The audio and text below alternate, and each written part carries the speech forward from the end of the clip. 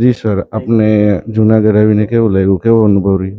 અ, જુનાગઢ ગઢ છે અમારું અમારું ગામ છે અને એ નરસિંહ મહેતાની કરતાલ સંભળાય છે એટલે ઓલવેઝ મજા જ આવે. ગિરનાર ગઢ દેખાતું હોય અને કોઈ બી સંસ્કૃતિક જો અહીંયા ઉપડી જાય, અમારા કહેવત છે તો બધે ઉપડી જાય.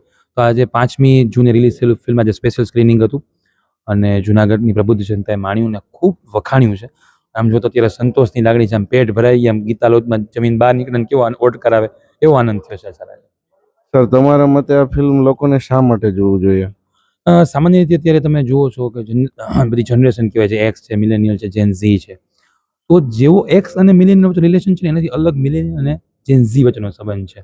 ઘણીવાર આપણે એવા જોયા છે કે જે મિલેનિયલ્સ જે હોય અને જેન ઝી આ બધાની વિચારસરણી એવી હોય અને એ બે વચ્ચે કે ખોટા સમયે સાચા વ્યક્તિને અને સાચા સમયે ખોટા વ્યક્તિ વચ્ચે જે રિલેશનશિપ બંધાઈ જાય છે એના લીધે સોશિયલ ઇમ્બેલેન્સ થયું છે. આને બહુ હળવી શૈલીમાં ખૂબ હસતા હસાવતા રમતા મ્યુઝિકલી એન્જોય કરતા બહુ ગંભીર વિષયને અમે લોકો સુધી પ્રસ્તુત કર્યો છે અને નસીબ જો કે એ લોકો સુધી પહોંચી ગયો છે એની અમને બહુ ખુશી છે.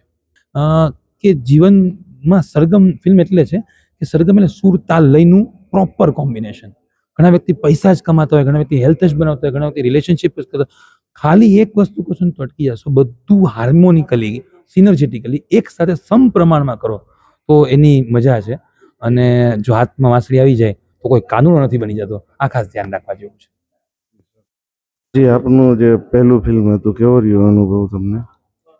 ખૂબ જ સારો અનુભવ રહ્યો. મારી ટીમ ખૂબ સારી અને સપોર્ટિવ હતી અને અમારા જે પ્રેઝન્ટર છે અભિલાષ સર, એમને બી બહુ જ હેલ્પ કરી છે અને બહુ ભરોસો દેખાડ્યો છે. તો ઇટ વોઝ ગ્રેટ જર્ની.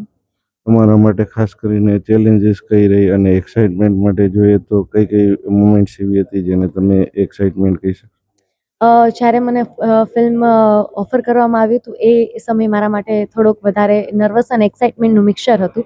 કારણ કે પહેલી જ ફિલ્મ છે અને હું એટલી બધી કોન્ફિડન્ટ ફીલ નહોતી કરતી. ત્યારે પણ મારી ટીમે મારા ઉપર ભરોસો દેખાડ્યો, જેનાથી મને ખૂબ જ કોન્ફિડન્સ મારામાં બિલ્ડઅપ થયો અને શૂટના મારા 17 ડેઝનું શૂટ હતું અને દરેક દિવસ મારા માટે એટલો જ સ્પેશિયલ હતો. તમારા દર્શકોને તમે શું અપીલ કરશો? દર્શકોને એટલી જ મારી અપીલ છે કે ગુજરાતી ફિલ્મોને ચલાવવા ખૂબ અઘરા છે. આ અમે ડે 1થી કહેતા આવ્યા છીએ અને બલ્કમાં બુકિંગ કરાવો, તમારા ફેમિલીને, ફ્રેન્ડ્સને બધાને લઈ જાઓ ફિલ્મ જોવા માટે. આ એક પારિવારિક ફિલ્મ છે. દરેક સ્ત્રીએ, દરેક પુરુષે આ ફિલ્મ જોવું જોઈએ અને આમાં ઘણા બધા સોશિયલ મેસેજીસ છે. It's a triangle love story. અમે કહીએ છીએ કે આ એક એવું ટ્રાયેંગલ છે કે જે પૂરું નથી થતું, પણ આ ટ્રાયેંગલના દરેક ખૂણે, દરેક રેખાએ એક એક સોશિયલ મેસેજ છે. એવા મેસેજીસ છે અથવા તો એવા સીન છે મૂવીમાં, એવા ડાયલોગ્સ છે કે દરેક વ્યક્તિ ક્યાંક ને ક્યાંક એનાથી રિલેટ કરી જશે. કે અત્યારે જે ગુજરાતી ફિલ્મ ઇન્ડસ્ટ્રી છે ધીરે ધીરે આગળ વધતી જાય છે, પણ મોટાભાગના ફિલ્મોને ચેલેન્જીસનો સામનો કરવો પડે છે. તો શું તમને આ ફિલ્મ પર કેવી આશા છે? હું આમ ગૌરવથી કહું કે ગુજરાતી ફિલ્મો હવે 100 કરોડનો આંકડો પણ બોલી શકે છે. એટલી સરસ ઇન્ડસ્ટ્રી અને ચેલેન્જીસ દરેક જગ્યાએ હોય.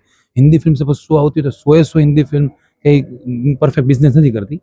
કોઈ પણ ફિલ્મ હોય જેમાં દમ છે, એમાં વાર્તામાં સરસ, એના પ્રેઝન્ટર સરસ હોય, એનું માર્કેટિંગ પ્રોપર થાય, લોકો સુધી પહોંચે તો લોકો વધાવે જ છે. અને આ અમારા ફિલ્મનો 3જો દિવસ છે અને ધમધોકાર વધાવી છે અમને ફિલ્મને. એના માટે હું અમારા પ્રોડ્યુસર યોગીરાજ સિંહ અને પ્રેઝન્ટર અભિલાષ ઘોડાનો ખૂબ આભારી છું.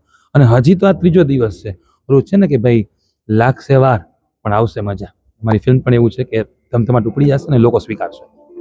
તો દર્શક મિત્રો, આ ફિલ્મ એક સારા સંદેશ અને એક સારી એવી કોમેડી અને એક આપણાપણું, કાઠિયાવાડનું આપણાપણું તમને આ ફિલ્મની અંદર જોવા મળશે.